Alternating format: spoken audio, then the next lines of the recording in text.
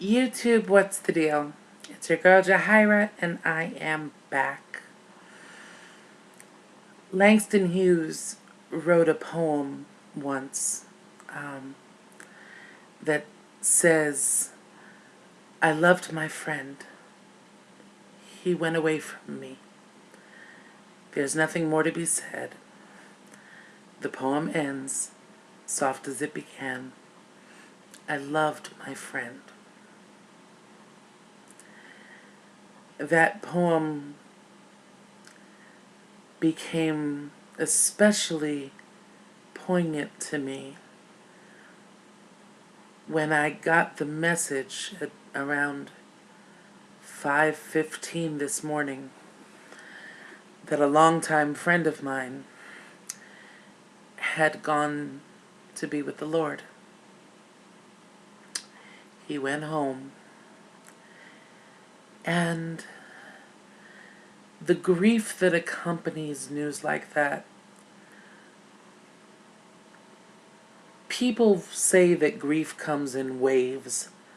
I never really thought about how accurate that idea was until today, because it literally felt like waves, as in tide coming in to the place of where you can't even see through your tears, and your mind is just consumed with the knowledge that this life, this vivacious, incredible, personable, charismatic individual is no longer going to walk with us earthly. You can get lost in it. And then it goes out. And you find yourself in the calm before the next storm. I'm going to miss him so much. But I wanted to talk to y'all today about that, and more so, I was thinking, today was just one of those days. After hearing the news, I was barely functioning, to the point of where I had to get up and leave this house, because if I had stayed for about 5 more minutes, God only knows what I would have done. So I went for a walk, and I went into a couple of stores and tried to, get my mind off of it. But I was in that, I must have looked high or something, because I was in a total daze. And I didn't even end up buying anything. And then I came home and just thought that some retail therapy might help me out. So I jumped online, and I went to clothing sites, I went to hair sites, I went just about like Amazon, just about anywhere you could think of to buy anything you could think of. I think I would have bought a car if, I had thought to buy one online. And I didn't end up purchasing anything. Okay, I got a pizza. In times like these, we need Jesus and a pizza. I got a pizza, and I watched that travesty of X Factor. And then my Braxton Family Values, which has become my newest show. And it came, it went, it was there, it wasn't, I cried, I didn't. But the thing I thought about the most was that, my friend,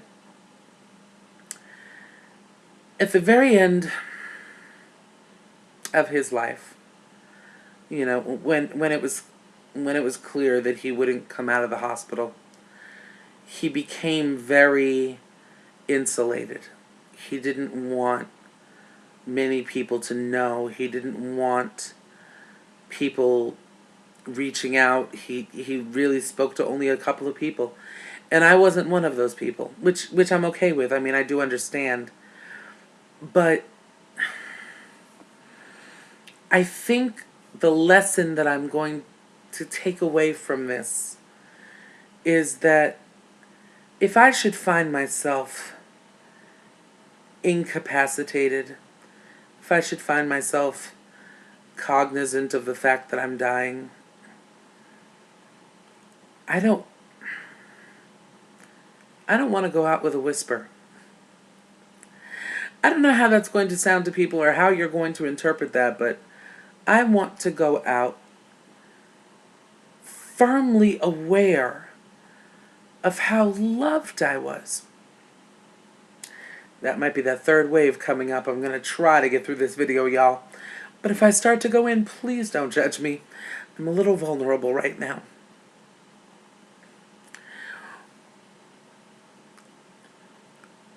When I posted the video about the contest, and I saw all of you go to that page and place your vote, when I saw people like, I mean, I don't even want to get into the naming of all of you who went, but I mean, to see people like Sarkazy, to see people like I'm Free to Be Me 8, you know what I mean? To see all of you, I cannot express to you enough the overwhelming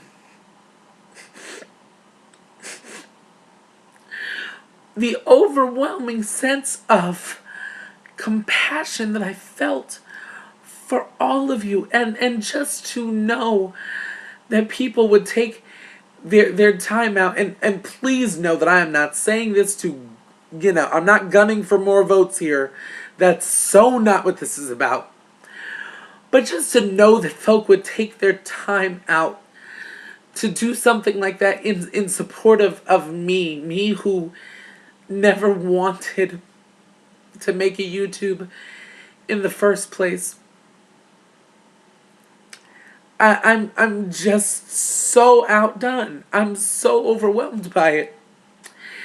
And I can't, it's just not fair to have somebody who you loved so very deeply